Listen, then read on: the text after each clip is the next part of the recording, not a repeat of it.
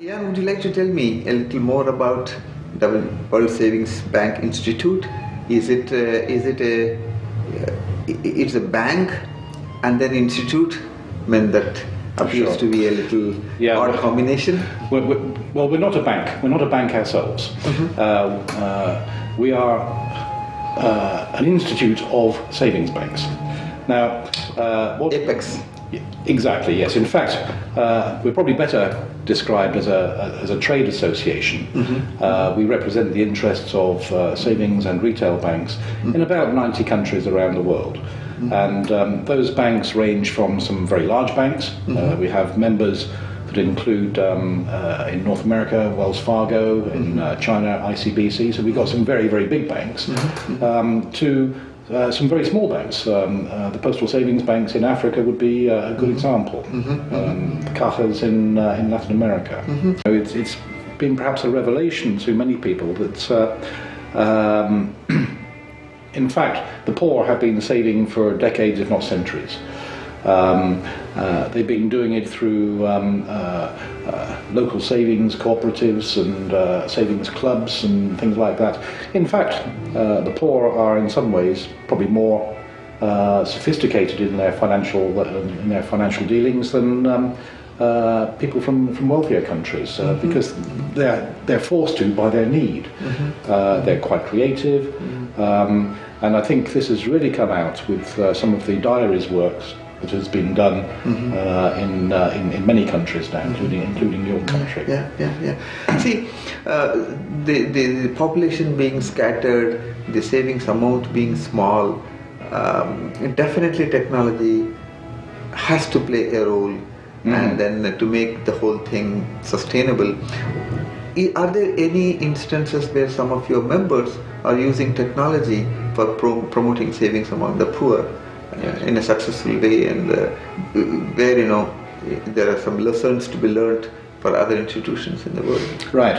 I think for some years our member banks in developing countries, I'm going to exclude the developed world, but in developing countries have been moving more and more into using technology for the simple reason that it's part of a global trend anyway, and our member banks are keeping up with the trends within their national contexts.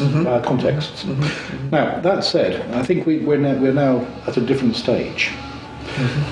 We understand a great deal more about the demographics in different countries. We can see that, for example, in countries such as Uganda and Tanzania, 80% of populations really do live on less than $1 a day. And that means that when it comes down to working out how they use their money, how much is left to actually pay for their financial services. And certainly in the poorest countries, our research tells us that people can only afford to spend around about 60 cents a month in terms of bank charges for a formal institution.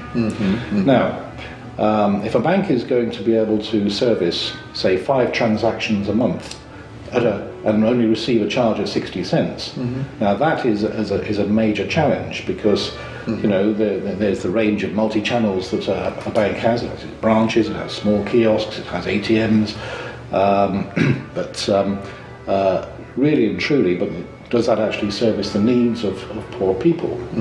Poor people want to be able to make payments to each other. That's the entry point. The entry point is the transactional side. So then it's a matter then from being able to first of all be able to encourage people, help people to put their residual money to one side, however small that is. And this is where mobile is the only way that we can see, firstly, that you get the outreach beyond, not only to urban and peri-urban areas, but beyond into rural areas, at a cost which is feasible. And a bank is a business, and it has to make a profit, so we have to get a business case there as well. And by partnering with mobile network operators and getting your pricing right, working to the needs of poorer communities, it is possible to achieve a business case. Yeah. Now, then I think the next point I would like to make is that we've done, again, a lot of work on demographics and the studies into how people cluster. Now, it depends in, I'm not saying it's true in your country, but it wouldn't surprise me. But when you look at, for example, in East Africa, East Africa is an area where you've got the large conurbations in Dar es Salaam, Nairobi, Kampala, but then if you go down towards the southwest, you start to see populations becoming rather more looser rural clusters, and then towards the northeast, towards Somalia and Ethiopia, then it becomes very, very sparse indeed. Now, we've done quite a lot of work to see, okay, well, how far do people actually walk to deposit their money? To deposit money. Now, again, we've got into the data in the financial diaries work that has been done, and our conclusion is that the maximum that you can assume is about 2 kilometres. So then that brings you to the question as to how many of these locations where there are agents are there within a 2 kilometre radius of where people are prepared to walk. And the answer varies from country to country, but in Kenya you can get out with agent networks to about 60% of the population, because with mobile telephones what people are doing is perhaps receiving cash which has been sent to them. They're prepared to walk further. They'll walk 5 kilometres or more. If somebody sent you some money, you want to go and collect it. Because of that, mobile networks can get out further, and they can get out to about 85% of the population. Now, with that, you can see the difference. If you look at the graphs, you can see this is why M-Pesa in Kenya can get out much further than banks can through more traditional networks. So that's Kenya. Yeah. If we go to Tanzania, a bank through traditional networks can only get to 25% of the population, because of the way people cluster in that country. Now, we've done detailed studies on East Africa, but we're seeing the same sorts of patterns in Asia as well, in countries such as Vietnam and Indonesia, where we're working. You have a poor rural customer, and you want to raise savings from her. How exactly a mobile system comes into play, and how does it work? Okay. Now, the important thing is firstly to have a bank account at the end of a phone,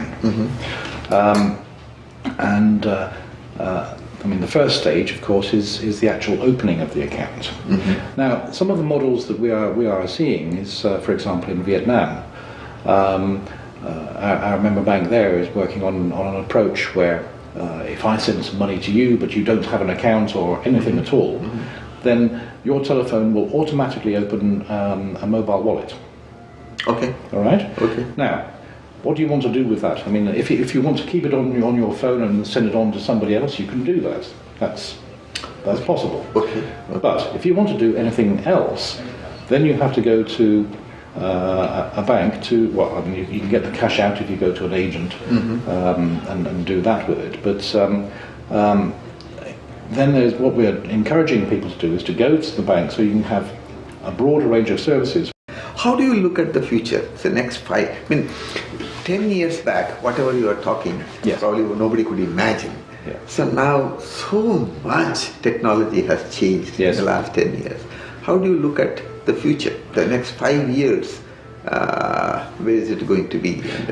The big challenge. What other uses a mobile phone could be having? Yeah, I think we're at again, as 5 years ago when mobile banking started to get a foothold.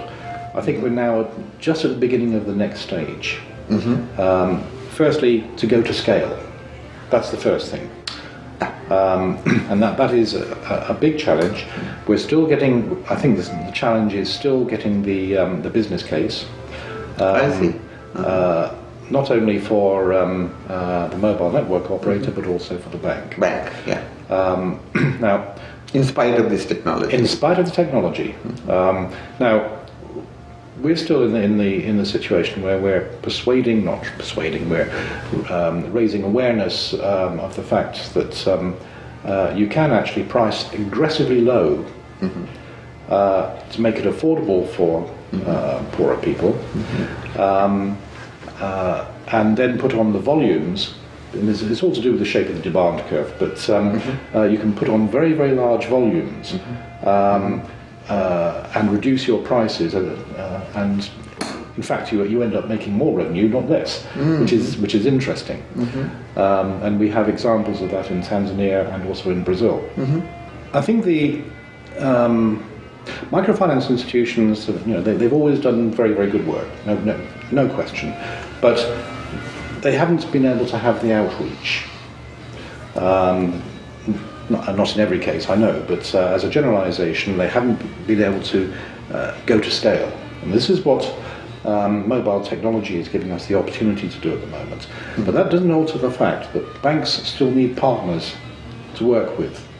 So what I would foresee going forward is a sort of, if you like, a sort of hub and spoke type structure where you have maybe a banks physically present in the urban areas, but partnering with MFIs further out, and then they themselves are having their, if you like, hub and spoke type networks with agents and